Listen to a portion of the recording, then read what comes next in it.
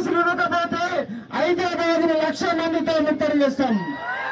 Notification ఇచ్చిన తర్వాతనే విద్యార్థులు నోటిఫికేషన్ ఇచ్చిన తర్వాతనే మీ నోటిఫికేషన్ ఇవ్వాలా. అప్పటి వరకు స్థానిక సంస్థ నోటిఫికేషన్లు కనుక వస్తే ఎట్టి పరిస్థితుల విద్యార్థుల మూకం. ఒకవేళ మీరు ఎన్నికలు పోతామంటే ఊరూరే తిరుగుతాం, లైబ్రరీ తిరుగుతాం, అన్ని జిల్లాలలో మీటింగ్ పెడతాం, ట్యాంక్ బండ పైన మరోసారి మిలియన్ మార్చి పెడతాం.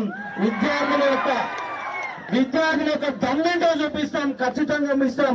గత 10 రోజులుగా మన విద్యార్థులు జనార్దన్ గాని, ఇంద్ర గాని, అలాగే జీవో నెంబర్ 46 విద్యార్థులు ఆకాశ్ గాని, శంకర్ గాని, కళ్యాణ్ గాని, ప్రతీష గాని, అస్మా గాని చాలా మంది విద్యార్థులంతా ఊరూర తిరిగినాం, లైబ్రరీ తిరిగినాం, వాస్తవాలు చెప్పే ప్రయత్నం చేస్తున్నాం. ఇవాళ ఈ 10 రోజులుగా జరిగిన ప్రచారంలో నిరుద్యోగులని కాంగ్రెస్ గవర్నమెంట్ మోసం చేస్తుందని మన సోషల్ మీడియాలో ఎరక చేసినాం. అయినా మేము మొండికి పోతాం. ఎందుకంటే ఈ రేవంత్ రెడ్డి ఏ ఒక్క కాంపిటీషన్ ఎగ్జామ్ రాయాలి, బ్యాక్ డోర్ నుంచి ముఖ్యమంత్రి అయిండు. బ్యాక్ డోర్ నుంచి ముఖ్యమంత్రి అయిన కాలంలో ఆయన చదువులో ఇంటర్మీడియట్ డిగ్రీ మొత్తం దొంగ చదువులే. దొంగ చదువులు అయినటువంటి రేవంత్ రెడ్డికి విద్యార్థుల బాధలు తెలియవు. ఆయన ఎంతసేపు ఉన్న రియల్ ఎస్టేట్ వ్యాపారిగా డబ్బులు సంపాదించి కేంద్రంలో ఉన్నటువంటి కాంగ్రెస్ నేతలను మేనేజ్మెంట్ చేసి పిసిసి అధ్యక్ష పదవి 200 కోట్ల రూపాయలకు కొనుక్కొని మిగతా ఎమ్మెల్యేలను కొనుగోలు చేసి వాళ్ళ ముఖ్యమంత్రి అయిండు. ఆయనకు మనకు నిరుద్యోగుల బాధలు తెలుసా అంటే తెలియదు.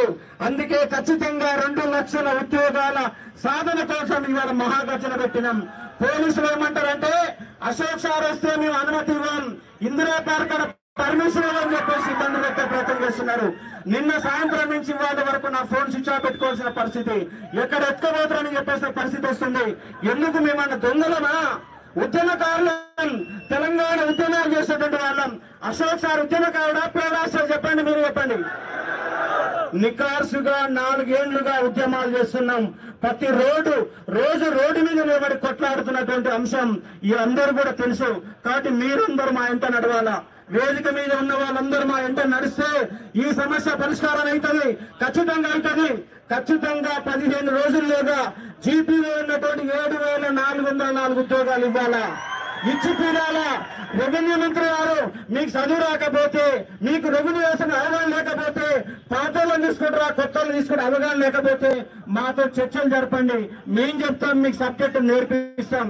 ఖచ్చితంగా 15 రోజుల్లోగా 15,000 ఉద్యోగాలకు నోటిఫికేషన్ ఇవ్వాలి. పోలీసు ఉద్యోగాలకు 3 ఏళ్ళు అవుతుంది పోలీసు ఉద్యోగాలు ఇచ్చి. గత టీఆర్ఎస్ గవర్నమెంట్ లో పోలీసు ఉద్యోగాలు 50,000 ఉద్యోగాలు నింపారు. మీరు అధికారంలోకి వచ్చినాక ఒక్క ఉద్యోగం నింపిరా పోలీసు. కొంతమంది మధ్యవర్తులు ఇవాళ ఉన్నటువంటి బల్మూరు వెంకట్ లాంటి వాళ్ళు ఏమంటారంటే గ్రూప్ 1 కోర్టుల కేసులు అంటున్నారు. నీకేమైనా అవగాహన ఉందా? నీకు పీజీటీ అంటే తెలుసా? నీ గురుకుల ఉద్యోగం అంటే తెలుసా అంటే నీకు తెలియదు. కాబట్టి నువ్వు మాట్లాడకు, నీకు సబ్జెక్ట్ అవగాహన లేదు. మైక్ పట్టుకుని ఏదో వదులుతున్నావు. గ్రూప్ 1 కేసు ఉంటే, ఒక్క గ్రూప్ 1 మీద కేసు ఉంటే 25 రకాల ఉద్యోగాలు ఉన్నాయి. వాటిని ఎవడడ్డుకుంటున్నాడు? ఒక గ్రూప్ 1 మీద కేసు ఉంటే గ్రూప్ 2 ఉంది, గ్రూప్ 3 ఉంది. అవి పాత నోటిఫికేషన్లు, నువ్వు ఇచ్చిన నోటిఫికేషన్లు కావు, నీ గవర్నమెంట్ నోటిఫికేషన్లు కావు. నువ్వు ఇచ్చిన దొంగ మాట 60,000 ఉద్యోగాలు అబద్ధం మాటలు మారుతున్నారు. ఖచ్చితంగా మేము ఏమంటున్నామంటే 20 రోజుల్లోగా మీకు డెడ్ లైన్ పెడుతున్నాం. ఇవాళ 20వ తారీఖు జూలై 10లోగా మీరు కనుక నోటిఫికేషన్ ఇవ్వకపోతే, స్థానిక సంస్థ ఎన్నికల పోతే ఖచ్చితంగా మేము 1,00,000 మందితో నిరుద్యోగుల ముట్టడి చేస్తాం. మంత్రుల ఇళ్ల ముట్టడి చేస్తాం, ఎమ్మెల్యేల ఇళ్ల ముట్టడి చేస్తాం. పార్టీలకు అతీతంగా మీ ఎంత వరకు ఖచ్చితంగా నేను చెప్తున్నాను. ప్రతి లైబ్రరీ ఇస్తాం. ఒక్కొక్క జిల్లాలో 10,000 మందితో మీటింగులు పెడతాం. నిరుద్యోగ ఉద్యమం స్టార్ట్ అయింది.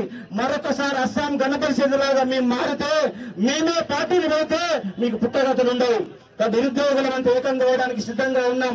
ఖచ్చితంగా ఏకమవుతాం. ఏ ఉద్యోగాలు ఇవ్వండి, ఏడబ్ల్యూ ఉద్యోగాలు ఇవ్వండి, అన్ని రకాల ఉద్యోగాలు ఇవ్వండి. గ్రూప్స్ ఉద్యోగాలు తక్షణమే ప్రకటించండి. మీరు ఎందుకు ఇస్తున్నారు? శాతగాని వాళ్ళు. నీకు అలా బడ్జెట్ తెలియదా? 2 లక్షల ఉద్యోగాలు ఇస్తున్నప్పుడు, 2 లక్షల ఉద్యోగాల ప్రణాళిక అన్నప్పుడు నీకు బడ్జెట్ గురించి తెలియదా? ఏ సోయి లేకుండా ముఖ్యమంత్రి అయినవా? నీవు నన్ను కోసుకొని తినమంటున్నాడు. ఒక రాష్ట్ర ముఖ్యమంత్రి, రాష్ట్రానికి ప్రథమ పౌరుడు, రాష్ట్రం దివాలా తీసింది. ఇవాళ అన్ని రకాల బిజినెస్లు మొత్తం పడుకున్నాయి. ఎవరిని అడిగినా హోటల్ నడచలేదు, కిరాణా షాప్ నడచలేదు, రియల్ ఎస్టేట్ నడచలేదు, ఆటో నడచలేదు. ఒక బస్సులు మాత్రమే ఫ్రీ బస్సులు కాబట్టి బస్సులు నిండుతున్నాయి తప్ప ఏ ఒక్కడు ఆనందంగా లేడు. మీకు పరిపాలన చేత కాకపోతే రేవంత్ రెడ్డి, నీకు పరిపాలన మీద అవగాహన లేదు, తక్షణమే ముఖ్యమంత్రి పదవికి రాజీనామా చేసి అవగాహన ఉన్న వాళ్ళకు ముఖ్యమంత్రి పదవి ఇవ్వండి. నువ్వు ఒక రెడ్డి అయితే కావచ్చు, నీకంటే దళితులు, నీకంటే సబ్జెక్ట్ ఎక్కువ ఉన్న వాళ్ళు చాలా మంది మంత్రులు ఉన్నారు.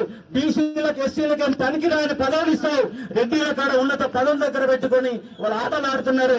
కాబట్టి బీసీలంతా ఎస్సీలంతా ఏకం కావాల్సిన అవసరం ఉన్నది. కాబట్టి తక్షణమే మీకు డెడ్ లైన్ పెడుతున్నాం. జూలై 10వ తారీఖులోగా మా నోటిఫికేషన్ల ప్రక్రియ మొదలు పెట్టకపోతే మీ అంతు చూస్తాం.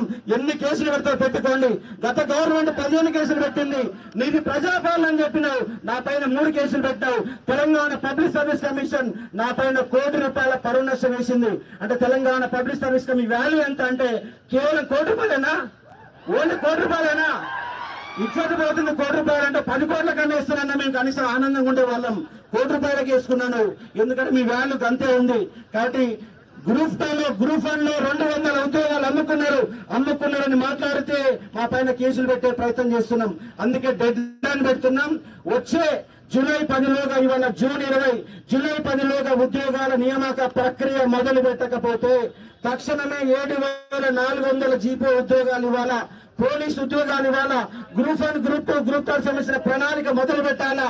డిఎస్సి ఖాళీలున్నాయి, మోడల్ స్కూల్ ఖాళీలున్నాయి, అన్ని రకాల గురుకుల ఖాళీలు ఉన్నాయి. తక్షణమే 30,000 ఉద్యోగాలు విద్యా వ్యవస్థలో మొదలు పెట్టండి. దానికోసం యుద్ధం ప్రకటిస్తున్నాం. ఇవాళనే మొదలు పెట్టినాం. యుద్ధం మొదలైన అంశాన్ని ఇక్కడ అర్థం చేసుకునే ప్రయత్నం చేస్తుందని కోరుతా ఉన్నాం.